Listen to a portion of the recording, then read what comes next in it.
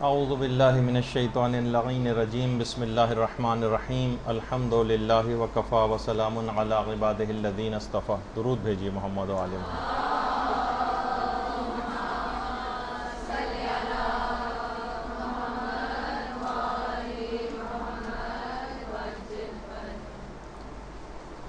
آج کیونکہ مختصر ہماری گفتگو رہے گی، کیونکہ آج آپ لوگوں کا ایگزام بھی ہے، تو کچھ متفرق ایسی باتیں کہ جو عام طور پر لوگوں کو بہت زیادہ پیش آتی ہیں، ان میں سے 3-4 باتوں کا آج ہم تذکرہ کریں گے۔ ایک مسئلہ ایک ایسا ہے کہ جو آج کل بہت ہی زیادہ پوچھا جا رہا ہے، ہم پر کسی نے جادو کروا دیا ہے، اور یا شیاطین کے حوالے سے یا جنات کے حوالے سے بہت زیادہ لوگ اس سلسلے میں پریشان ہیں۔ خطوط بھی لکھے جاتے ہیں، ای میلز بھی کی جاتی ہیں، طریقہ کار بھی پوچھا جاتا ہے، ہمیں لگتا ہے کہ ہم پر کسی نے جادو کروا دیا ہے۔ 99.99% تو اس سلسلے میں وسواس ہیں، سوء ظنی ہے۔ جو پریشانیاں ہیں ان کی وجہ سے لوگ سمجھتے ہیں کہ شاید ہم پر جادو کروا دیا گیا ہے، جبکہ وہ اصل پریشانی اپنے اعمال اور گناہوں کے باعث ہے جو مسلسل ہم سے انجام پا رہے ہیں۔ خشکی اور تری میں جتنا بھی فساد ہے وہ انسان کے اپنے ہاتھوں کا کیا دھرا ہے، یہ خود قرآن نے کہا۔ لیکن بہرحال اس میں کچھ فیکٹر ایسا ہے، حاسدین ایسے ہیں کہ جو کچھ نہ کچھ اپنا کام پھر بھی کرتے رہتے ہیں، تعلیمات محمد و آل محمد علیہ السلام نہ ہونے کی وجہ سے۔ تو آج کل یہ دھندا بہت عروج پر ہے، دیندار افراد بھی اس کے اندر بہت زیادہ آ چکے ہیں۔ جادو کیا بھی جا رہا ہے، جادو کروایا بھی جا رہا ہے، اس کے توڑ کے لیے بھی عاملوں کے پاس جایا جاتا ہے۔ خود توڑ کے لیے بھی آج کل کے زمانے میں جادو کا سیکھنا بھی حرام ہے، جادو کا کرنا بھی حرام ہے، کروانا بھی حرام ہے۔ ہمارے ایک مجتہد گزرے شیخ بہائی۔ شیخ بہائی کے فتوے میں تو جادو کا سیکھنا واجب تھا، کیونکہ اس زمانے میں بہت زیادہ صاحبان ایمان کو افراد جو تھے وہ اذیتیں پہنچا رہے تھے جادو کے ذریعے، تو شیخ بہائی نے فتویٰ دیا کہ جادو کا سیکھنا واجب۔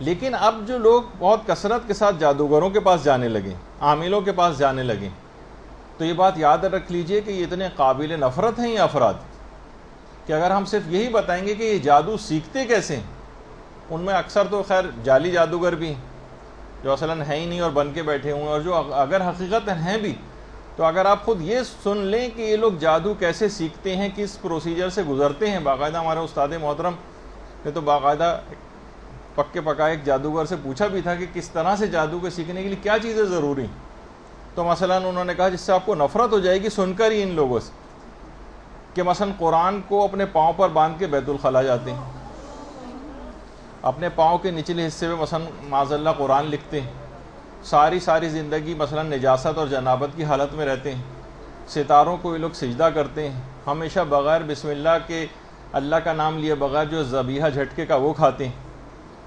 اور جو جتنے اس طرح کے شیطانی کام کرتا چلا جاتا ہے وہ اتنا ہی بڑا جادوگر ہوتا چلا جاتا ہے، اور شیطان اس کو اتنی ہی پاورز دیتا چلا جاتا ہے۔ اب سوچیے کہ ایسے افراد کے پاس آپ اپنے مسئلے کو لے کر جاتی ہیں، جبکہ کتنے اسلامی طریقے بھی ہیں، کتنے آپ علماء بعمل کے پاس گئی ہیں کہ جنہوں نے ائمہ اطہار، پیغمبر اسلام یا علماء اعلام کے طریقہ کار آپ کو بتائے ہیں، اور واضح طور پر اگر کسی کو شک بھی ہے تلاوت قرآن گھر میں کریں، سورہ بقرہ جو ہے وہ کوشش کر کے اگر ہفتے میں ایک بار بھی پڑھ لیں تو شیاطین اور جنات اور سحر و جادو اس گھر پہ اثر نہیں کر سکتا۔ سورہ قل اعوذ برب الناس، سورہ قل اعوذ برب الفلق یہ پڑھی جائے، اور آیت اللہ ناصر مکارم شیرازی تو روزانہ سحر، جادو اور جنات سے اور شیاطین سے بچنے کے لیے 7 مرتبہ آیت الکرسی پڑھنے کی تاکید کرتے ہیں۔ اس کے اوپر آپ عمل کیجئے۔ اعوذ باللہ من الشیطان اللعین الرجیم صبح و شام اور سوتے وقت خاص طور پر اس کو پڑھنے کی تاکید ہے۔ اذان کے مسئلے کے اندر آپ پچھلی دفعہ سن چکی ہیں، صدقہ دینے کے ذریعے یہ ساری چیزیں دور ہو جاتی ہیں، لا الہ الا اللہ کہنے سے دور ہو جاتی ہیں، اور اگر کوئی ویسے ہی زیادہ پریشان ہے تو آیت اللہ بہجت نے باقاعدہ حرز جواد بتایا ہے اس سلسلے میں، جو کہ آپ کو مختلف جگہوں پہ اویلیبل ہو سکتا ہے۔ تو یہ سب چیزیں ان کی طرف جائیے، نہ کہ ان جادوگروں کی طرف۔ اور آقا سیستانی نے تو بہرحال یہ بھی کہا ہے اور اس قسم کے وسواس کی طرف جانے سے منع بھی کیا ہے کہ بس ہر وقت دماغ پہ آپ کی یہ رہے کہ اچھا مجھ پہ کسی نے جادو کروا دیے. مگر پھر بھی اگر آپ کو کچھ شک اور وسوسہ رہے تو پھر واقعتاً جو پیغمبر اسلام نے ایک طریقہ بتایا اور ایک تحریر ہے جو کہ آج آپ لوگوں کو دی بھی جا رہی ہے یہاں پر، جس کا نام ہے حرز ابو دجانہ انصاری. یہ آج آپ کو دی جائے گی، یا اگر میرے خیال ہے شاید اگر آپ مل چکی ہے آپ کو تو یہ اپنے گھر میں لگائیں آپ. اور یہ وہ تحریر ہے، یہ وہ تعویذ ہے جو پیغمبر اسلام نے امیر المومنین علیہ الصلوۃ والسلام کو املا کروایا تھا.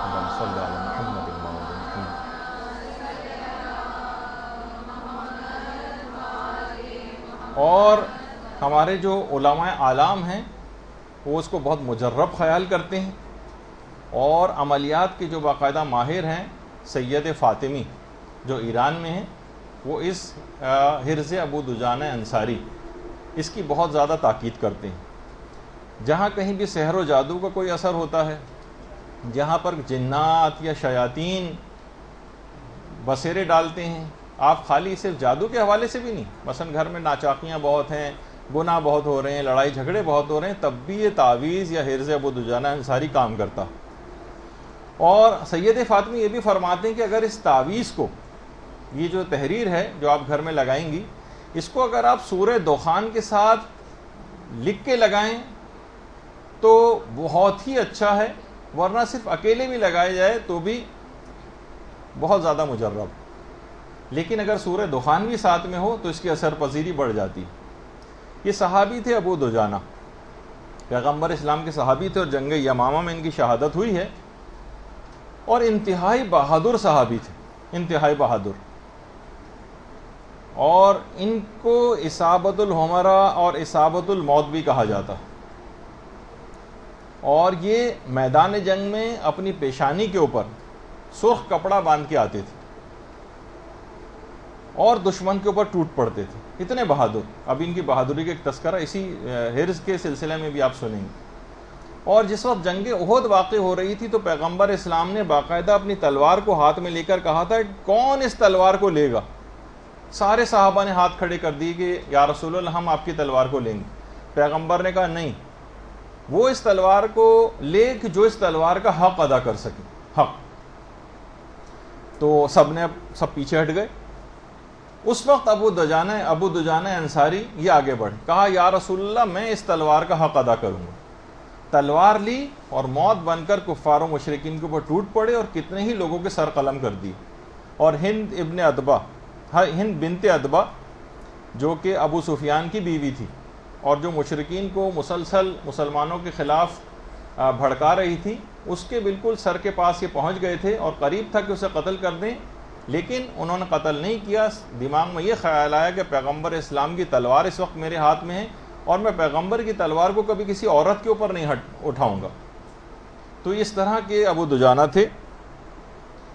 اور یہ وہی ابو دجانہ انصاری جنہوں نے مسیلمہ کذاب کے قتل میں بھی حصہ لیا تھا.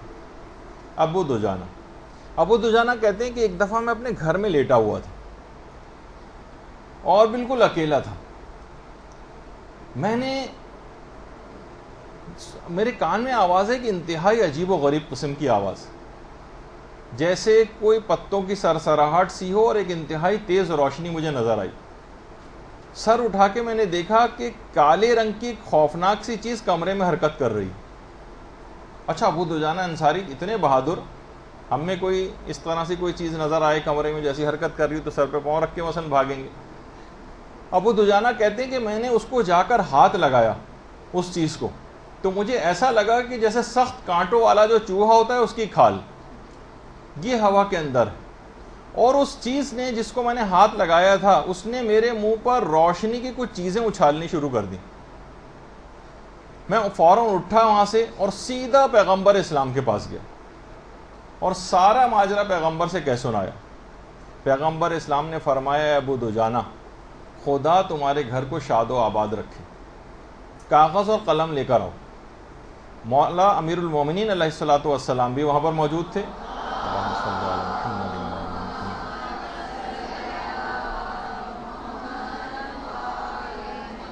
کہا اے علی لکھو. امیر المومنین نے فرمایا یا رسول اللہ کیا لکھوں؟ پھر پیغمبر اسلام نے پورا ایک تعویذ لکھوایا جو اس وقت آپ لوگوں کے ہاتھ میں ہے، حجاب حرز ابو دجانہ انصاری. ابو دجانہ اس تعویذ کو لے کر گھر آ گئے، اور ایک روایت میں یہ ہے کہ انہوں نے اپنے تکیے کے نیچے رکھ لیا، اور ایک دوسری مقام پر یہ بھی ہے کہ انہوں نے گھر کے درمیان میں کسی جگہ پہ اس کو لٹکا دیا. آپ بھی اپنے گھر کے دروازے پر اس کو لگا سکتی ہیں، الماری پہ لگا سکتی ہیں، کسی بھی جگہ ٹیپ سے یا کسی بھی جگہ، بلکہ اس کو اچھا سا آپ جو ہے فریم وغیرہ کروا کے بھی لگا سکتی ہیں. اچھا، کہنے میں نے لگایا اور پھر میں سو گیا. جب میں سو گیا تو مجھے انتہائی دردناک چیخوں سے میری آنکھ کھل گئی. اچھا، یہ حجاب حرز ابو دجانہ انصاری باقاعدہ ایران کے اندر تو کپڑے پر پرنٹ کروایا جاتا ہے، لوگ اسے لے کے اپنے گھروں میں لگاتے بھی. کہہ رہے میری انتہائی دردناک چیخوں سے، جیسے کوئی بے انتہا چیخ رہا ہو، میری آنکھ کھل گئی اور ایک آواز آئی ہے ابو دجانہ تمہاری اس تحریر نے تو ہمیں جلا کر خاک کر دیا. تمہارا آقا یقیناً ہم سے بہت زیادہ طاقتور ہے جس نے ہمارا یہ حال کیا. اب ہمارے لیے کوئی جائے فرار نہیں سوائے کہ اس تحریر کو تم یہاں سے ہٹا دو. اس آواز آئی جو، اور پھر ہم کبھی تمہارے گھر نہیں آئیں گے، اور جس جگہ اور نہ ہی کہیں آس پڑوس میں ہم تمہارے یہاں پر آئیں گے.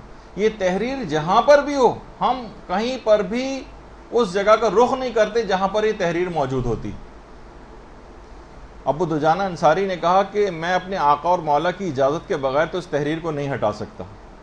ابو دجانہ کہتے ہیں کہ وہ رات بہت طویل ہو گئی اور پوری رات میں ان جنوں کے چیخنے اور چلانے کی آوازوں کو سنتا رہا.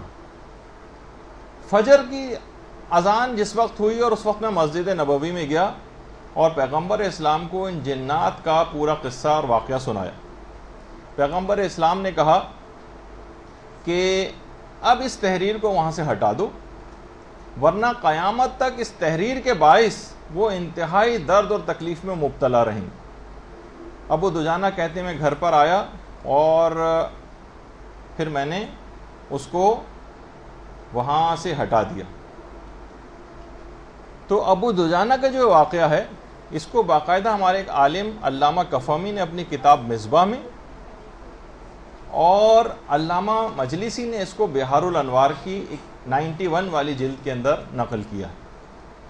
اور صرف یہ واقعہ ہمارے ہی مشہور نہیں ہے ہمارے مکتب فکر میں، بلکہ امام بہقی نے دلائل النبوہ میں اس واقعے کو لکھا. دلائل النبوہ کے نام سے بہت ساری کتابیں، لیکن علامہ بہقی والی جو کتاب ہے، اس کے علاوہ مولانا اشرف علی تھانوی نے اپنی کتاب بہشتی زیور میں بھی اس کو نقل کیا ہے.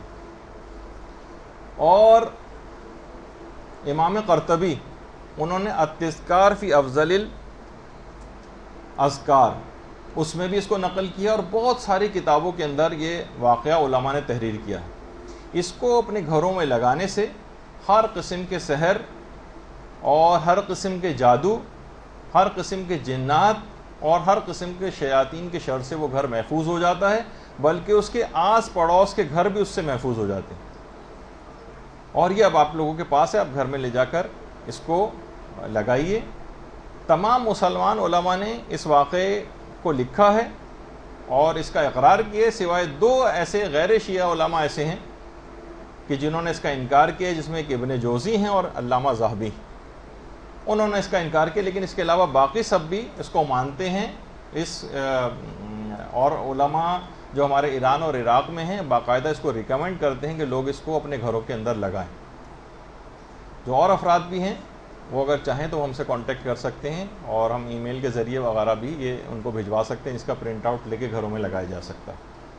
تو یہ ایک بات ہو گئی. لوگ بہت سے اس سلسلے میں پریشان تھے، ادھر ادھر کسی عاملوں کے پاس جانے کی ضرورت نہیں. پیغمبر اسلام نے امیر المومنین کو باقاعدہ املا کروایا ہے، اور اس کو علماء اعلام نے نقل کیا ہے، اس کو ریکمینڈ کیا جاتا ہے یہ اپنے گھروں میں لگائیں. اور کسی جگہ کسی بھی عامل، بے عمل، جاہل، فاسق اور جادوگروں کے پاس جانے کی قطعاً کوئی ضرورت نہیں.